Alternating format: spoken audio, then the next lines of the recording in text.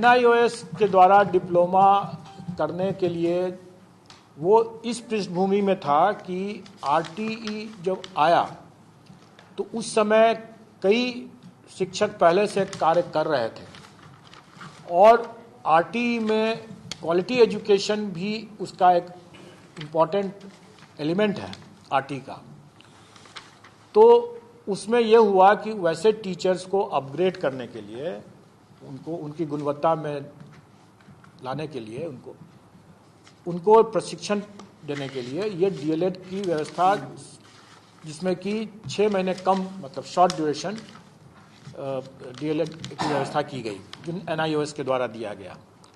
लेकिन ये जो पूर्व से जो कार्यरत टीचर्स थे उनके लिए ये प्रशिक्षण के लिए ये व्यवस्था थी।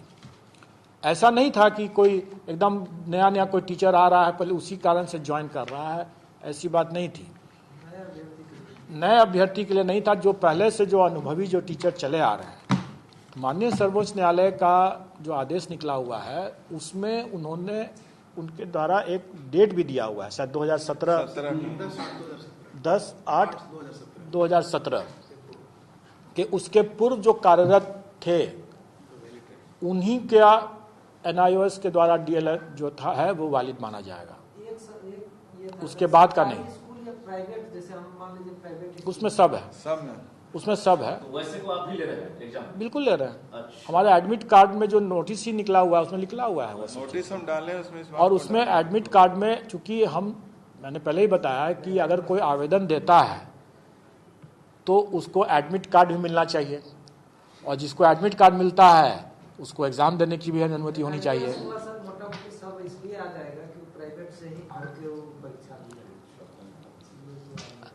अगर कोई ऐसा फर्जीवाड़ा करते हैं तो वैसे पहले ही मैंने बताया कि बहुत से लोग फर्जीवाड़ा करके BED वर्सेस BTC में अगर फर्जीवाड़ा करके आए हैं, आज नहीं तो कल पकड़े ही जाएंगे। फर्जीवाड़ा से देखिए, एक हमारा जो कानून की जो व्यवस्था है उसमें हम सबको निर्दोष मानते हैं जब तक कि वो निर्विवाद रूप से दोषी नहीं प्रमाणित हो जाता है। तो हम तो अभी उसको प्रथम दृष्टया हम उसको सही मानेंगे। अगर वो लिख के दे देता है, अंडरटेकिंग दे देता है, जैसे हम लोग एडमिट कार्ड में अंडरटेकिंग ले रहे हैं कि वो NIOS का DLED जो है उसका विधिवत रूप से है और माननीय सर्वोच्च न्यायालय के आदेश के आलोक में वो वैध है, यह अंडरटेकिंग लेने के देता है, उसके बाद ही वो उसका एडमिट कार्ड डाउनलोड होगा। अगर उसने गलत अपना अंडरटेकिंग दे दिया तो उसने गलत दिया है और अभी हम उस पर नहीं, उसका भी कोई इन्वेस्टिगेशन हम नहीं अभी कर रहे हैं। अभी हम उसको अलाउ करेंगे अपेयर होने के लिए, लेकिन कालांतर में वो फंसेगा। अगर उसने गलत दिया है तो कालांतर में फंसेगा। कैसे फंसेगा सर? जैसे मान लीजिए सर, हम सब स्कूल में हम पढ़ाते नहीं है, लेकिन हम वहाँ से ले लिए कि हम पढ़ा रहे हैं और हम परीक्षा दे दिए NIOS से। चोर तब तक चोर है जब तक पकड़ा जाता है तभी वो चोर है, अदरवाइज चोर नहीं है वो। नहीं, उसका भी अगर वो प्रमाणित हो जाएगा तभी ना आप कहेंगे कि फर्जी है वो। आप अपनी आशंका से ऐसे नहीं कर सकते हैं कि वो फर्जी है। जब प्रमाणित हो जाएगा तो फर्जी है, जब प्रमाणित हो ही गया, जब प्रमाणित हो गया तो पकड़ा जाएगा वो। सीधी सी बात है। आपके ऐसे ही कहने से कि वो गलत है नहीं ना हो सकता है। ये नया जो बिहार बोर्ड का बना है परीक्षा भवन, जिसकी क्षमता 20,000 प्लस है, उसमें आप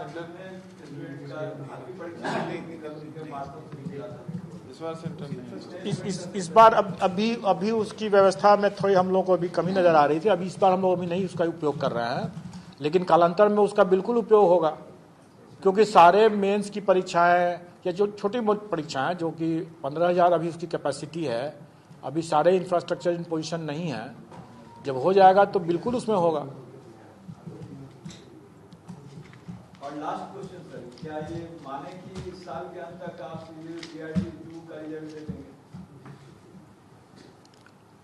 अगर आप ये चाहते हैं कि हम लोग यहीं पर मतलब 24 घंटा काम करें